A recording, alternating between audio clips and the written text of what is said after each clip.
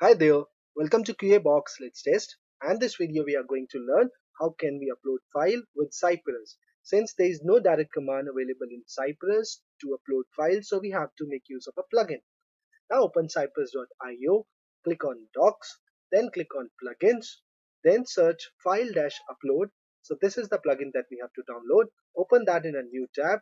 So you will see this GitHub project. Now scroll down, we have to use this command npm install. We can safely ignore save dev because we are going to use this as a regular dependency for our project because this is a QA project.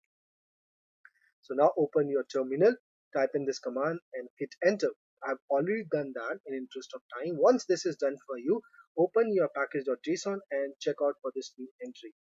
The other thing that you have to do is you have to open command.js and you have to import this line. Okay, this command.js is present under support folder. Now, if you are using TypeScript in your project, you also have to add these two lines in your cypress-tst-config.json file. Now, once the setup is completed, you will have access to this new command, which is attach file. So you have to chain that with either cy.get or cy.xpath or cy.contains, because these three commands will yield us what? The subject. Now we have to understand what are the different subjects on which we can upload the file. So for that I have created this web page, and in here you will find all the different options which we use these days to upload a file. And I've already exported this project to this GitHub project. If you have been following along, I have been posting all my code files and these sample HTML files in here. So now open the help folder, and under that you will find this file with the name file-upload.html. Okay, so this is the first way of uploading a file, and this is also the traditional way. So you see this kind of button, you click on that, a window is open which will allow you to access any file available in your local system. So you click one file, hit the open button, and the file is being attached to this document object. Now in this video, I'm not going to post this image to the server. When we do the testing, right, we ensure that whatever thing that we are posting from the UI are saved properly either into the database or somewhere else, maybe in some file system or so on. So with files, there are two ways to store them. One is either we save the file to a directory on the server, and then we take the path and store that into the database. Okay, the other way is you convert these files into binary large object, and then you save those blobs into the database directly. Okay, so as a tester we have to check whether this file has made properly to the database or not. So that is something that we are going to do in future video. In here, all we are doing is the first step, which is that on the UI, we should be able to attach the file to the DOM. And this is the first way. Now, how this is being developed. So for that, all we need to do is we need to create an input type element, which has got the type equal to file. And that creates this element. Now, I have done one more thing in here. So the moment I click on that and select a file, behind the scene, on change event is being triggered. So I've written the on change event listener, and in that what I'm doing is I'm reading the name of the file and I'm setting that as the text of the span. So that brings us to another concept, which is to create any static web page, we require three technologies. First one is HTML. The job of that is to create the structure, means like the element node, the attribute nodes, and the text node. Next is CSS. CSS is used to give style to this web page, and for that we have this tag style, and inside that we identify the elements using different combinations and we style them. The third component basically is the JavaScript to make our application interactable, we make use of JavaScript. So there are a lot of JavaScript APIs that are available within the browser. So we make use of that. And one such API is an event. So whenever an event happens, we write an event listener function. So the, when that event happens, that event listener function gets executed. That's how we do things. And on this page, this is how what I've implemented. Now, the other way of uploading file is like this. So in here, you see this section, dotted section. This is nothing. This is a div, and inside that there is a image element node that is currently hidden. So the moment I'm going to drag and drop this file in here, right, that image will get this file. So again, it's a drag and drop event. So I have written some listener. So that listener gets triggered anytime that drag and drop these events are happening. Okay. The third one is in here, which is a combination of the traditional one and the new way of uploading files. So in here you also have this button, and then you also have this section where you can drop your images, right? So these are basically the three ways that we use to upload files. All right, so now let's move on to the coding part. Now the test cases are pretty simple, hence I have already written that, but I'm going to explain each one of these. So the first test case is, so we are going to say single file upload in the light DOM. So the way we are going to set it up is, so this is the section in which I'm going to target my first test case. So we are going to visit that page, pretty simple. Then we are going to identify what? This element. Okay, and this element is of input type, and it has got the ID this. And with the help of those two, we have constructed this selector. So now we have got our subject in here.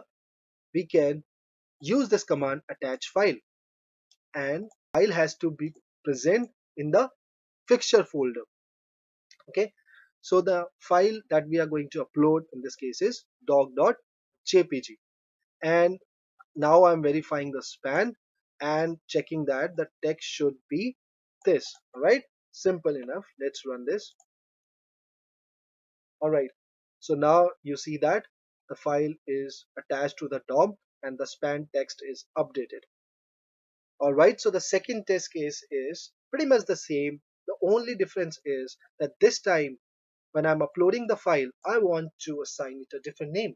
So do we have an option? Yes, we have an option. And for that, let's open the documentation.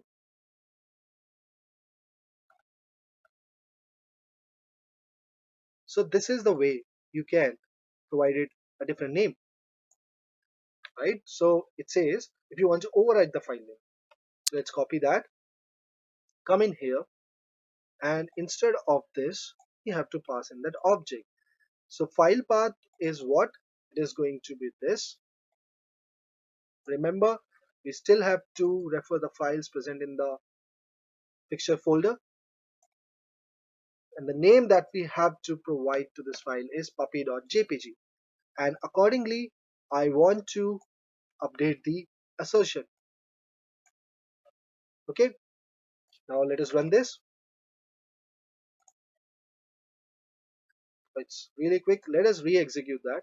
So yeah, now you see puppy.jpg. Great. Now the next case is when the element through which we want to upload the file is present inside a shadow DOM. In part 8, I have already explained how to deal with shadow DOM elements. So in here, what are we going to do? We are going to click on this button first. Then we are going to click this button and we are going to select a file. All right. And then here also you have the span. Now that span contains the name of the file which we have uploaded. All right. So this is how we are clicking on that button. And then I'm identifying that input type is equal to file element. but then it exists within the DOM. So this is one way of accessing the elements within the DOM. And then in the attach file, we are simply providing in the name of the file. Okay, and then in the span, we are running our assertion. Pretty simple, straightforward. Let us run that. Okay, so this has been passed, and you see the value in here. Great.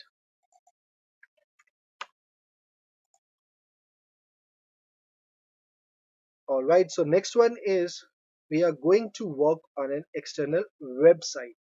Okay, so let's open that. This is the external website.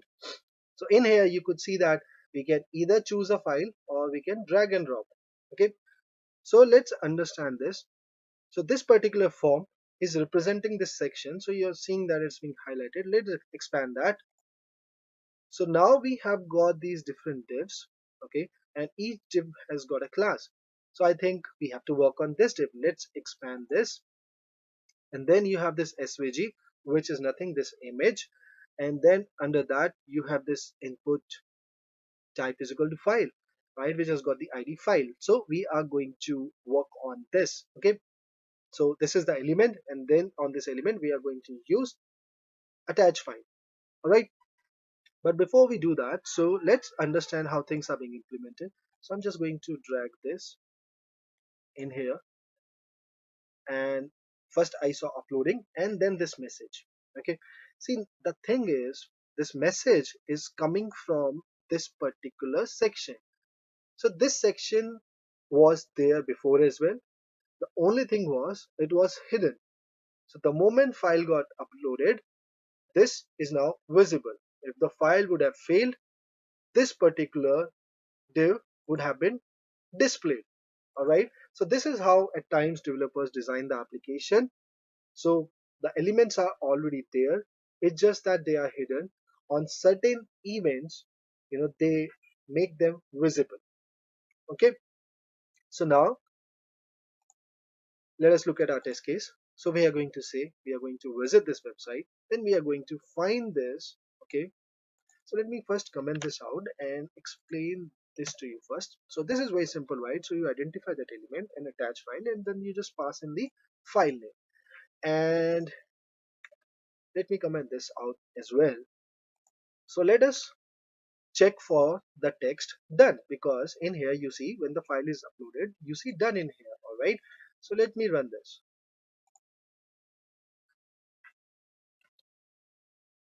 and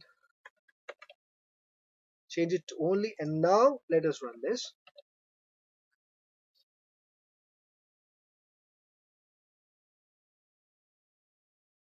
Okay, so there is a problem in here.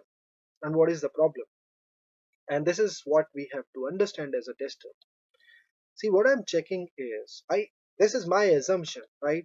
What I'm assuming is when I'm going to upload the file, once the upload is done, then I'm going to see this text. That is not the case.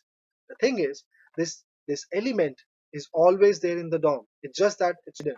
And all we are testing in here is that look out for this div, and that div should contain the text done. All right? But the div is already there, right? So if the div is there and it has got the text, this thing will always work. Let me prove it. So let me just comment this out. So I'm not uploading a file. All right, let me run this and now see what will happen. So it is still passed, but you don't see the done in here. And that's the thing that we have to understand, right? We have to understand what are the different steps which developers have implemented. So now then what is the right test case? So rather than testing for this text, we have to check that this element is visible once the file is uploaded. Then let's now run this. Okay, so now you see this thing is visible. Okay, and this thing, when I'm hovering over this, you see when this thing is visible, then only you're seeing this text. Okay, so please understand these concepts as well. All right, now what is the second command? Now, as I mentioned, so either you go by the traditional way wherein the input type is equal to file, or you might have a control on which you have implemented the drag and drop. All right, so in that case you can use this version of the command. Okay, in this particular example, both of these things would work because we have both the controls in here, the traditional control as well as the new way of drag and dropping files, right? So let me run this. So what are we doing in here? We just pass in this object which has got the property subject type, and that value is drag and drop. All right. So if I run this, I still get the same result.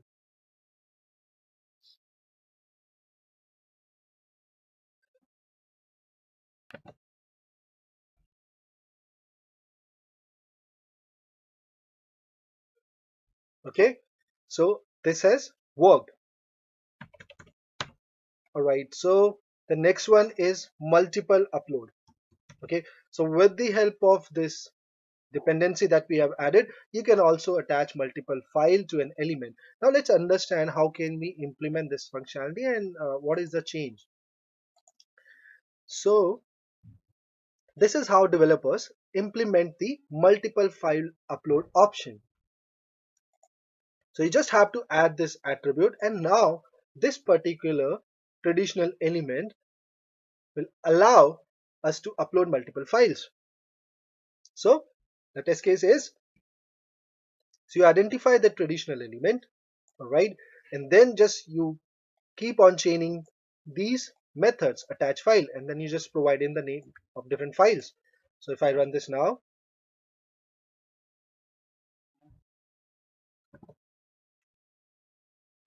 okay, so you see we are able to add 3 files now. All right, so the last one is the drag and drop. Okay, and I'll also show you the code for this. So in here you see this is a div, and currently this particular image is hidden. So what I'm going to do is I'm going to drag that image to this div, and then I've written this code. As you could see, these are the events on drag over and on drop. What I'm going to do is I'm going to read the file, and then I'm going to attach this file to this image. Okay, so I'm just updating the source attribute of this image. Currently it's set to blank, and this is how I am showing that image to you. Okay, so now test case is pretty simple. So first we are going to see attach file, and that is going to fail. Why? Because that particular control has only the drag and drop events implemented. So therefore you have to use this version of attach file and not that. So let us run that. See, there is no failure that are reported in here, but again the image is also not being added. So we have to use the other version. Okay, and now if I run this, let us see. Yay. So it's uploaded. Okay, what are the other things that you should know? So we worked with the shadow DOM element, right? uh, they have mentioned that if your input element is invisible or stays within the shadow DOM, then probably you have to use this object. It depends again how things are implemented, like I mentioned. So I showed you an example where the traditional input type file element was there inside the shadow DOM, but then I used the the option object in the cy.get, something like this. So include shadow DOM true, and then I was able to perform the operation. But again, there might be cases when you need to use this, so just remember that. Okay, now this is another case. So herein what are we doing? Like I mentioned, it comes down to how you are ultimately storing your file. Either you can just put it at a file server, and you just take the location where you position that file and store that location in your database. All right, so then all these above methods would work. But there would be other implementation wherein you are converting that file into a blob, okay, and then saving the blob directly into the database. So in those cases, if that is how things are being implemented in your case, then you probably need to first read your file with the help of fixtures, and then you have to use this command cypress.blob.binary string to blob, and then you are going to pass in this blob content, as you could see. All right, when file path is nothing, it's the name of the file. And if you are using any encoding, right, so you also have to mention that. In some cases Your application may also need you to send the MIME type. So for example, if you're sending the PDF file, the MIME type of that file would be application forward slash PDF. Okay, so that's how you're going to use this extension. And of course, like I mentioned, that if you know those events as well, things would be easier for you to connect to. Okay, I hope you like this. Thank you so much.